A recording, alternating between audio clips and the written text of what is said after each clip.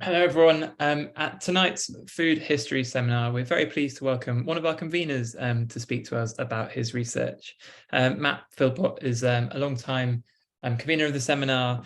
He has a PhD from the University of Sheffield. The research that went into that, which underpinned his 2018 book, The Reformation of England's Past, John Fox and the Revision of History in the Late 16th Century, which came out with Routledge in 2018.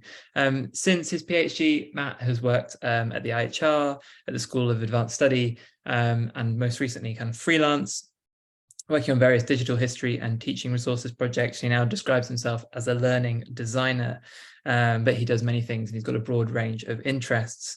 He's been writing on the topic of today's talk for a while, and all sorted honey-related matters at his Substack, honeybeehistories.substack.com. So you can read much more widely, kind of beyond the topic of tonight there if you're interested. I also learned from that he is a beekeeper himself, though I'm not sure if he has any bees at the moment. He might tell us in a little while. But without any further ado, I'll let Matt kind of kick things off to talk to us about honey adulteration in 19th century Britain and America. Brilliant. Thank you, Charlie. Hello, everyone. I'm afraid, just to answer the question, I don't have any bees at the moment. I did have before the pandemic, but then they sadly died and we haven't repopulated yet, but hopefully soon. So that's a hope for the future. I'm not allowed to share my screen, Charlie. This is the trouble when it's someone we know very well. We forget to do all the usual basics. Yeah. Okay. 1 second. Oh, I'm interested in the honey ginger macaroons. That sounds lovely. There you go. Oh, brilliant. Thank you, Charlie. Okay, so you should all be able to see that now. Okay, so today I'm going to talk to you about the question of honey adulteration in 19th century Britain and America. So this is a bit of research I've been doing for a number of years now, mainly about honeybees and beekeeping in general, with honey being part of that. But this particular project is sort of woven in through the last few years, really. So I'm going to begin in January 1907 with an edition of the American Bee Journal, where George W. York wrote an editorial about the effects of the Pure Food Law. Now, this legislation had passed through Congress less than a year earlier and had entered enforcement from the 1st of January 1907. Its purpose was to enforce a range of regulatory requirements on food producers and sellers to ensure that food sold to the public was not falsely adulterated or mislabeled. And so I'll quickly quote from York. It seems that wholesale grocers do not mean to take any chances in the matter of handling any adulterated or misbranded goods hereafter. They know the Pure Food Law has teeth in it that are sharp, and that the law will be enforced to the letter. A new day for pure honey is apparently dawning. We look for a greatly increased demand for it hereafter and believe that the prices will soon be advancing. What beekeepers should do now is to let the people know the special food values of honey through the newspapers and magazines. To many, such information would be news indeed. Pure honey was a hot topic for American beekeepers, and they had long debated how to prove to the public that extracted honey, and that's the kind of honey you get in a glass jar, in a liquid form, how it could be pure and healthy. Much extracted honey was known to be adulterated with mixtures of corn syrups or glucose, and this especially was the case in the cities. Honey adulteration was also a hot topic in Britain as well, and in many other nations at this time. Because no honey is ever exactly the same, it was extremely hard to separate fraudulent adulteration from genuine variation caused by the conditions in which the bees had operated, the time of year that the honey was extracted, and the variety of plants upon which the bees had gathered their nectar and pollen. Honey is by its nature a compound of fructose and glucose sugars obtained naturally by bees foraging on flowers. Bees regurgitate the nectar, enter it into their wax combs, then they fan it to remove the excess water. The result is a unique honey containing varying chemical properties and some distinct textures and tastes. Some are more prone to crystallization than others. Some will set quickly, others will remain in a syrup form for a much longer time. Such variation in honey as a product, plus a general dislike of granulation in honey, fueled public confusion and distrust, much to the horror of the beekeepers. So honey is mostly a footnote in the debates about food adulteration and pure food laws in the 19th century. The focus was mostly on the meat and dairy industries, yet honey was also noted as one of the most adulterated products on the open market in both countries. And this is borne out in the studies around food adulteration and pure food laws. So I've listed a few of them here just to give you a bit of a flavour, and all of these have had some kind of impact on my study here today. These debates and the eventual legislation, first in Britain from 1860 and then in the US in 1906, did, however, have a significant impact on beekeepers and honey producers, and is a subject that can be traced through discussions and articles in a variety of 19th century journals. So in this paper today, I aim to explore the views and opinions of beekeepers and honey producers within the wider context of arguments about food legislation in Britain and the US. To do so, I will briefly turn to the general history of food legislation before looking at two of the key beekeeping journals to examine what issues beekeepers and honey dealers were identifying. So the first of these at the top of this slide is the American Bee Journal. This was launched in 1861. It began as a monthly publication, then changed to weekly from 1881. The second is the British Bee Journal. This was published first in May 1873 as a monthly. In 1884, it increased to fortnightly, then in 1896 to weekly. Now, there are other beekeeping journals around during the 19th century, especially in America and in some other countries. Most of these, but not all, had tended to have a shorter lifespan than these ones. And I've not had a chance to actually examine them yet. So that's something I still need to do to build on this research. There's other journals, magazines, newspapers that are also relevant to this investigation. I've done some of that work on those, but more is to be done, and I will touch on those occasionally. Nonetheless, the material that I found in the American Bee Journal and the British Bee Journal really do provide a pretty comprehensive account of the key issues affecting beekeepers for the latter half of the 19th century. And so combining these with the academic literature about food adulteration and pure food laws, and several contemporary publications and reports relating to attempts to legislate on the issue, should round out the basis for my investigation.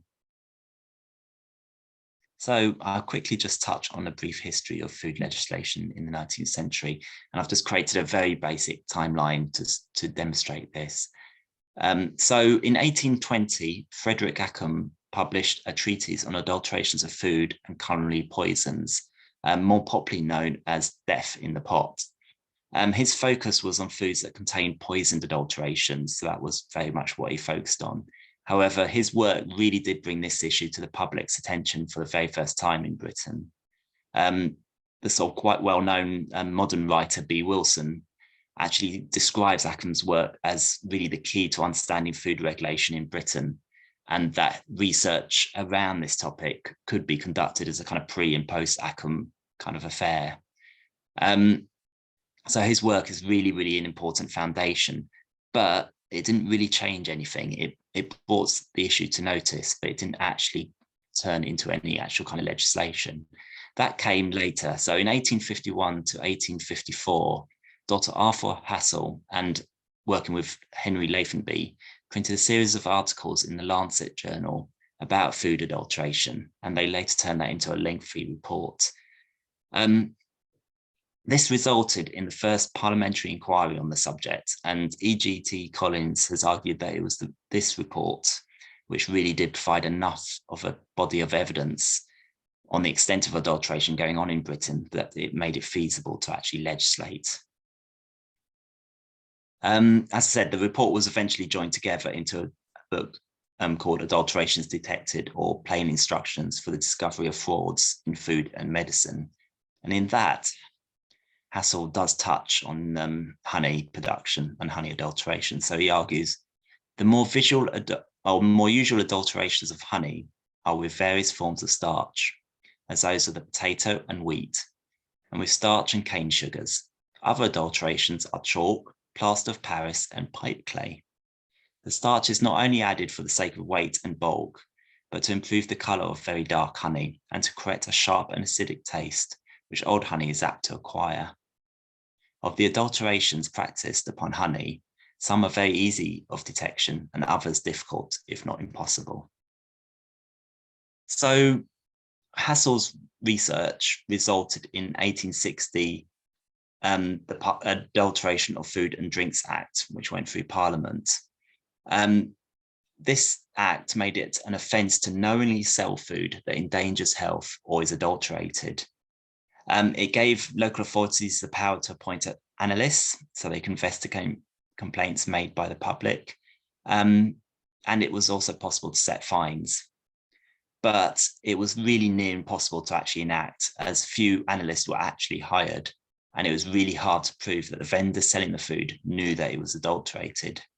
In 1872, the act was given a bit more force by increasing the penalties, but it really wasn't until 1875 with the Sale of Food and Drugs Act that food adulteration was really taken seriously. This act required a compulsory public analyst to be appointed. It made the description of punishable offences much clearer. And most importantly, it no longer was necessary to prove guilty knowledge by the vendor, nor that the adulteration was injurious to health. So this was really, really important in Britain to actually tackling the food adulteration issues. Crossing over to the US in 1883, Dr. Harvey Wiley became head of the Division of Chemistry in the Department of Agriculture. He was a really important voice in America, calling for pure food law.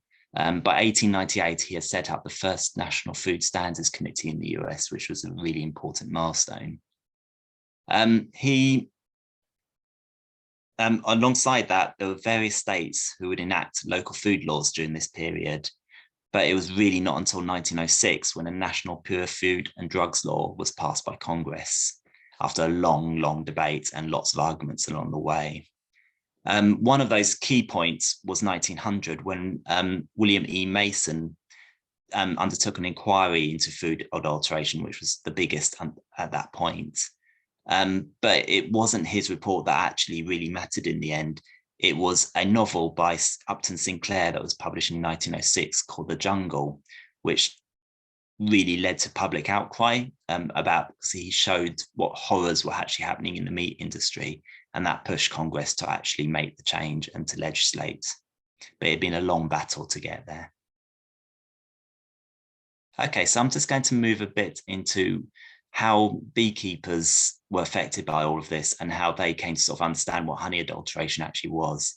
So in the beekeeping journals, the initial concern of beekeepers was to understand what adulteration of honey was, how prevalent it might be, and what they could do to identify and stop it.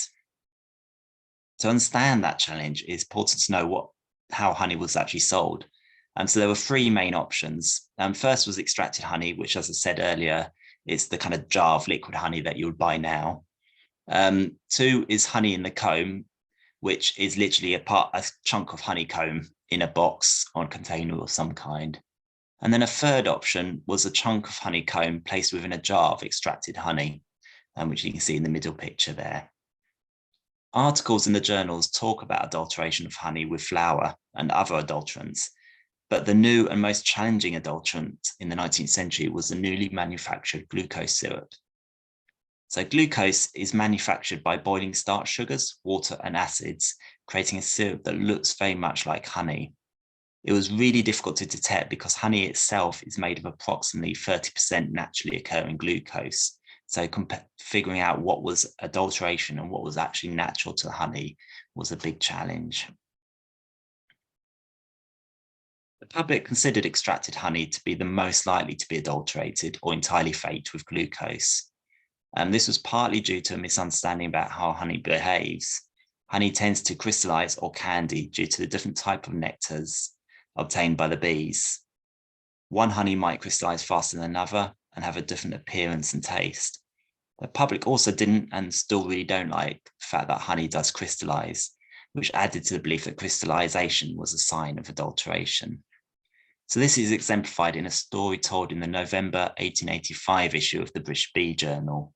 I'll quote, "The Reverend T. Sissons stated that on entering a grocer's shop at a poplar watering place last year, he saw some liquid honey in pound jars. The grocer informed him that the public liked honey to be liquid, and the charm of this particular honey he had was that it never crystallized. Some of it had been in his possession, he stated, 12 months, and there had been no change in its consistence during that time. Undoubtedly, the popular idea was that the only pure honey was liquid." Another article published 2 years later in the British Bee Journal argued, "The time, I think, has arrived when something should be said in favour of granulated honey. There appears to be a widespread opinion that a jar of honey in its granulated state is not pure, that it is mixed with flour or some other ingredient, or that it is old honey. And most of us beekeepers know that this season, especially being free from rain and consequently a dry atmosphere, honey, when extracted quickly, set into a solid block in a few days." So these misunderstandings about what honey was led to calls for educating the public, both in Britain and in America. This was especially needed as the price of extracted honey had dropped considerably due to fears of adulteration. For a while, honey sold in a jar with a chunk of comb did continue to maintain its price, but this very quickly went down as well because it became clear that this too could be filled with glucose. So onto honey in the comb, sort of a chunk of actual honeycomb itself. The public generally believed that honeycomb sold in boxes would be more likely to be pure honey, as it seemed impossible to manufacture such a product. This belief was true for the most part, but it was quickly undermined by rumours that suggested that there was a way to use paraffin to manufacture honeycombs, which could then be filled with glucose and mechanically sealed. This rumour became known as the Wiley lie in both the US and Britain, as it was first popularised in print by Dr. Harvey Wiley, the future head of the US Division of Chemistry, who I mentioned earlier. Wiley made the claim in the June 1881 issue of Popular Science Monthly. He argued that commercial honey in the comb was faked, suggesting that it would look like real white clover honey, but sold at an immense profit at 1/2 the price. He also argued that bees eat glucose with the greatest avidity, or rather, they act as funnels by which the glucose is poured into the comb. For it's quite true that honey made by bees, which have free access to glucose, differs scarcely at all from the glucose itself. So what Harvey is talking about here is beekeepers feeding their bees with glucose syrup so that they don't have to go foraging off for other foods, but they'll just take the glucose in, seal it in their wax combs, and then that would be produced as a comb for sale. And in reality, while there will be some differences to it because of the process bees will put it through, it will still remain largely as glucose. So by making such claims, Wiley unwittingly placed doubt in the public's mind about the safety of buying all kinds of honey. Years later, Wiley admitted that his statement had been a scientific pleasantry, or in other words, a joke, and this really didn't help at all. An article published in the 1884 American Bee Journal told the story of a trader from Detroit believing that comb honey could be manufactured without bees, and that it had been displayed at the expo in Chicago. The editor of the journal argued that the Detroit man had been deceived by Wiley's lie about the manufacture of comb honey. There are many other examples, both in the American Bee Journal and in the British Bee Journal. One particularly important one came in 1886 when the well-known food manufacturer J.H. Kellogg claimed that comb foundation was nothing more than glucose fed to bees and regurgitated into a comb. As a result, those in the beekeeping community who were actively against adulteration refused to trust the man who would end up leading the charge into Congress. So they refused to work with him, and thus most likely made it much harder for tests to be created that would undertake detection of honey adulteration. So that feud really proved a problem throughout this rest of the century. So how big was the problem of honey adulteration? A modern study by J. Burnett suggests that about 50% of all foodstuff in Britain was likely contaminated in the mid-19th century. We also know that honey was one of the most likely products to be adulterized, which suggests that the issue was very real indeed. We do have some stats though as well. So the work of Wiley and his chemists in 1887 at the Department of Agriculture would identify the amount of adulterated honey in various US locations based on samples sent to his laboratories. So you can see from these stats that Nebraska, 76% of the samples were adulterated, Pennsylvania, 58%, New York, 48%, and so forth. It was also well known that Chicago was a hotbed of adulterated honey. There's no stats specifically for that here, but in 1905, the journal suggested a 33% rate of adulteration in the Illinois area, which includes Chicago. I suspect that was much lower than it had been earlier in the century or in the previous century. So this would have been higher, sort of even just 10 years before that. In terms of identifying these frauds, there are a variety of episodes where the journals reported the discovery of adulteration. So the British Bee Journal in 1874 reported that adulterated honey was found at the Manchester Honey Show that year, but that the offenders had been exposed and removed. Other articles showed that adulteration was a known issue. For instance, in an 1877 issue, Mr. G.C. of North Wiltshire believed that a ton of this stuff was on the market. He believed that most of it was foreign honey sold in fancy pots.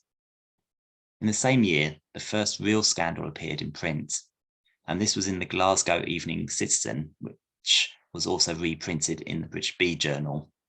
And it was said that a grocer called Malcolm Campbell had been charged under the new Sale of Food and Drugs Act for selling 3 jars of adulterated honey to an inspector. The January 1878 issue offered a follow-up on the report, stating that the honey sold had contained 57% glucose and that it had come from America. The author went on to suggest, the people of England are being cheated daily in their purchases of honey in glasses and tins with smart labels. The public little think that their honey is sold to honey dealers in England after clarifying and faking it, whatever that may mean. This was not the last time that blame was cast on American honey. On American honey dealers. Indeed, such accusations became a regular occurrence in the journal over the following decades. For example, a shipment of honey from the American company Ferber & Co. was seized in November 1888, and the author who reported on it argued that this will practically close the European ports to American honey. That actually did not prove the case, but American honey was certainly increasingly circumspect, and it was already beginning to lose much of its previous popularity. The case against America had been made many times, including by the influential Mr. Cohen, which was a beekeeper attached to the British Beekeepers Association. In their general meeting, he reported that all the honey from America brought at present in London was adulterated. An article in the St. James's Gazette, a London evening newspaper, confirmed this as well by saying, so extensive has the adulteration of honey with glucose become in America, that efforts are being made to obtain federal legislation. No doubt the demand for American honey in foreign countries has been greatly diminished by the sophisticated character of the stuff exported in recent years.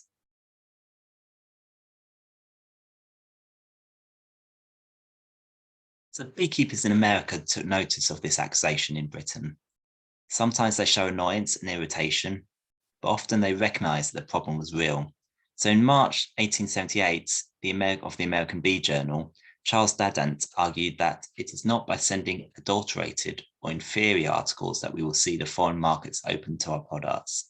European honey dealers will know that honey remains liquid only because it is impure or because it was fermented.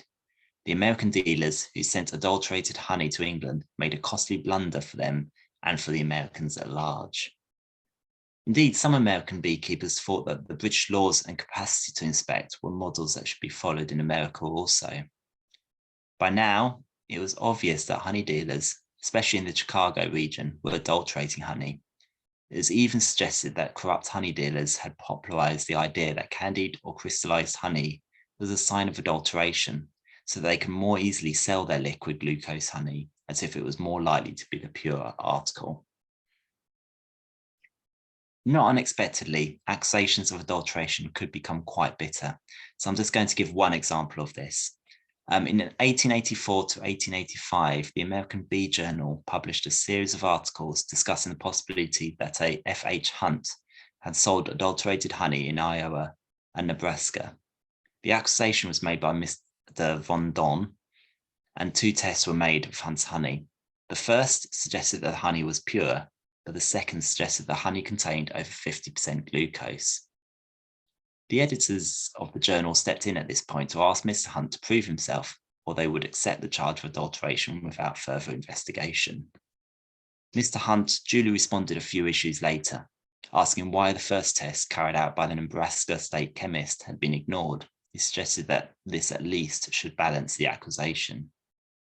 Hunt suggested a third test which all parties should abide by, and this was agreed. However, no test results were ever received by the journal. A year later, Von Dorn reported a rumour that Hunt had been heard making inquiries about where he could obtain glucose to mix with his honey. The editors of the journal closed the matter at this point, but Hunt resurfaced again in Minnesota around 1893. An employee of his, Mr. J.H. Martin, defended Hunt by claiming that he had not seen any sign of glucose whilst doing his work, and they did not believe that the honey was adulterated. However, in 1895, the journal reported that Hunt's honey had been tested and found to be heavily adulterated with glucose. The matter at that point is brought up by the Pure Food Commissioners in Minnesota. Hunt fails to make an appearance, and he and his adulterated honey is never heard of again. Returning to the case in Britain, until 1884, beekeepers and the British Beekeepers Association committee members were mainly focused on understanding what glucose is, how it was being used to adulterate honey, and how big the problem really was. Whilst they increasingly blamed foreign imports for the problem, the situation was dire as the markets had been flooded with cheap honey, undermining the price that British beekeepers could charge for theirs. So the association knew that something had to be done. So the Sale of Food and Drugs Act of 1875 was no good by itself, as it had actually failed to prosecute many cases of honey adulteration. Proving that the product was adulterated was difficult enough, but labelling was also an issue. So much of the adulterated honey came with misleading labels such as New English honey, Fine New honey, Californian honeydew, or Swiss table honey, which made it difficult to claim in law that the product was actually being sold as if it was pure honey. The association therefore hired Dr. Otto Henner to identify tests that could be done on honey to detect adulteration and to offer suggestions for a way forward. Henner had come to Britain from Germany about a decade earlier as an assistant to Arthur Hassel, who first raised the prospect or the problem of food adulteration. He soon proved his capabilities as a chemist, becoming a public analyst in 1883 and president of the Society of Public Analysts by 1891. He became best known for his contribution to detecting butter adulteration, but his contribution to honey testing, I would say, is equally as significant. So in 1883, Henner presented at the Beekeepers Association conference at Knightsbridge, and again at a meeting at South Kensington the year after. He suggested various tests that should be able to detect adulteration in honey, and requested samples to be sent to him for testing. Henner was more optimistic than most in believing that detection was possible. Following his presentation, he continued to work closely with the association, offering more talks and agreeing to test honey samples. He received a lot of cooperation from beekeepers and was able to test whether polarization of light was a good way to detect glucose adulteration. So he argued that genuine honey either does not exert any polarizing action at all, or turns exceedingly slightly to the left. So these were useful results, but a definitive test for honey adulteration remained problematic and challenging. In America, similar progress was being made, but the problem there was not just the difficulty in testing for adulteration, but the fact that there existed no national law against the practice. So Charles Dadant, who I mentioned earlier, and the Western Illinois and Eastern Iowa Beekeepers Association led the way by organizing a petition to send to Congress, asking for a national law to act against the adulteration of honey. Now, this petition proved extremely successful in that it gained signatures from every single state and support from other groups and industries who were also interested in the cessation of adulteration. It was published in all the bee magazines and various other papers, However, nothing came of the attempt. More importantly, perhaps, more and more states in the US were enacting local food laws, many of which included rules that helped prosecute honey adulteration. So by the end of the century, places like Michigan, Minnesota, Kentucky, New Jersey, New York, Rhode Island, and Massachusetts all had local laws that could result in a prosecution for selling faked honey. The Iowa law of 1897 even included a provision that really specifically talked about honey and sugars. So no person shall mix any glucose or grape sugar with syrup or sugar intended for human food, or shall mix or mingle any glucose or grape sugar with any article, without distinctly marking, stamping, or labeling the article or the package containing the same with the true and appropriate name of such article, and the percentage in which glucose in grape sugar enters into its composition. Charles Dadant saw the benefits of these state laws, but he also saw the danger. In 1899, he wrote that if we have a state law on adulteration in Illinois, and they have none in a neighbouring state, may not the violator of the law establish himself where he will find the greatest freedom to perpetrate his frauds? The breakthrough, though, began in 1885 with the establishment of the National Beekeepers' Union. The union was formed with the express purpose of defending beekeepers' rights, mainly with regard to perceived harm or nuisance caused by the bees to the public.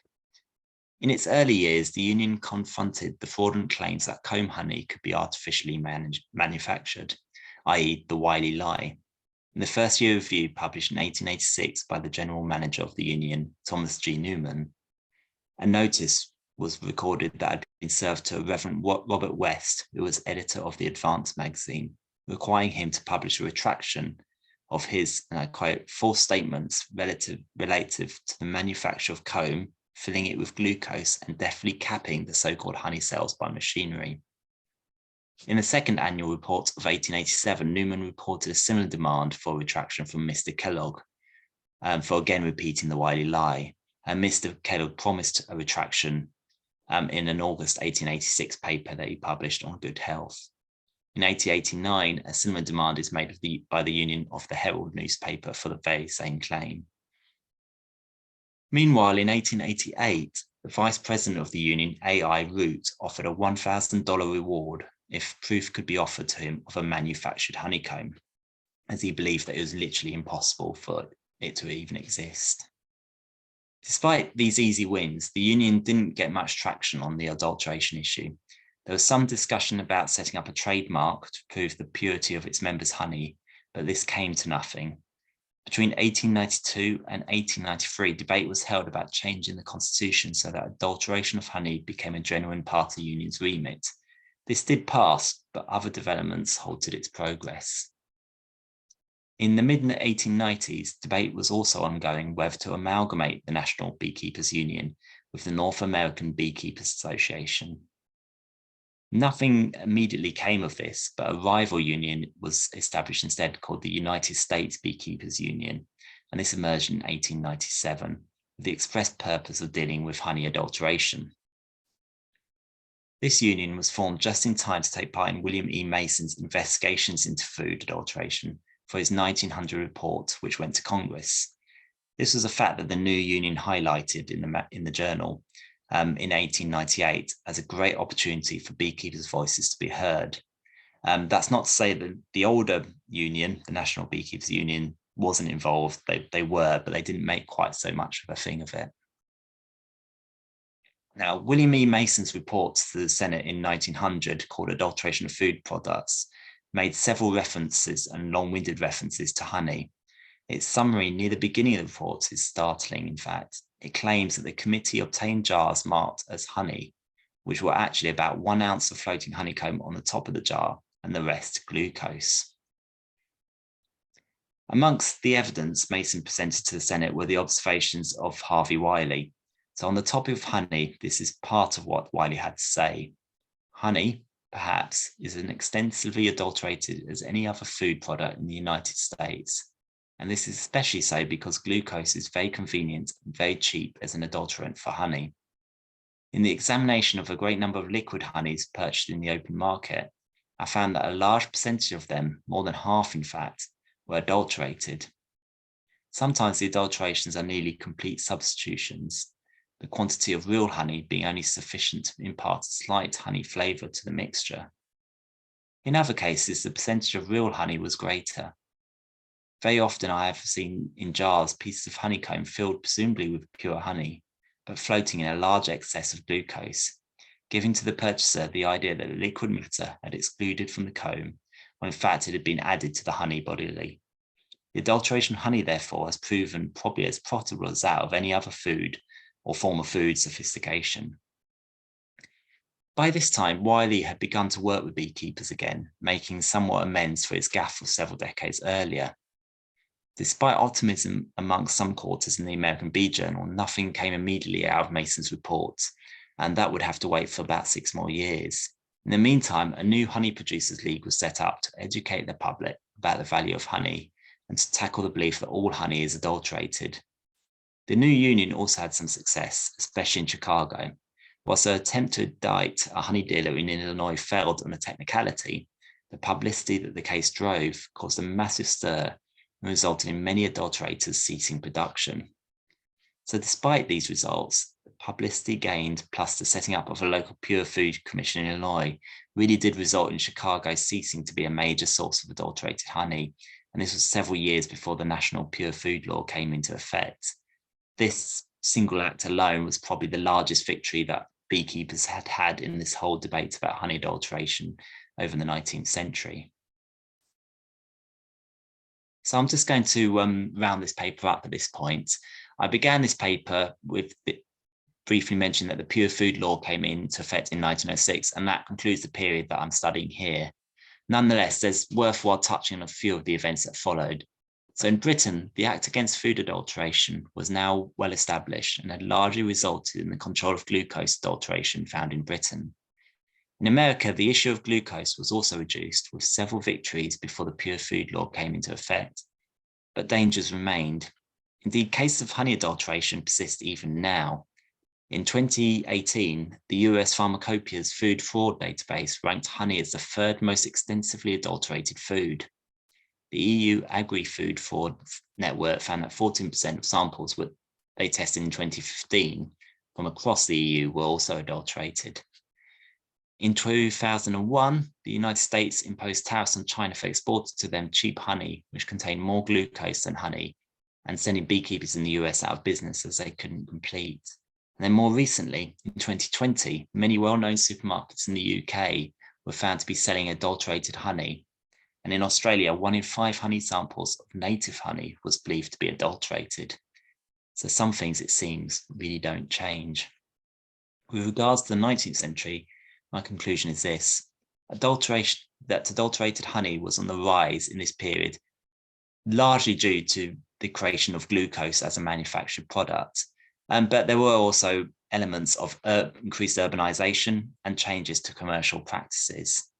The increased availability of news and information between and within countries also meant that the public were more aware than ever before that their food could be adulterated and products that they buy be frauds. In the case of honey, of course, the main issue was the glucose, and no tests were adequate in detecting this adulteration.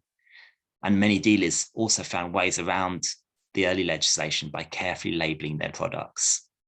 So public knowledge about what pure honey is was also a problem, which led to various rumors that exaggerated the perception that virtually all honey on the open market in whatever form was adulterated.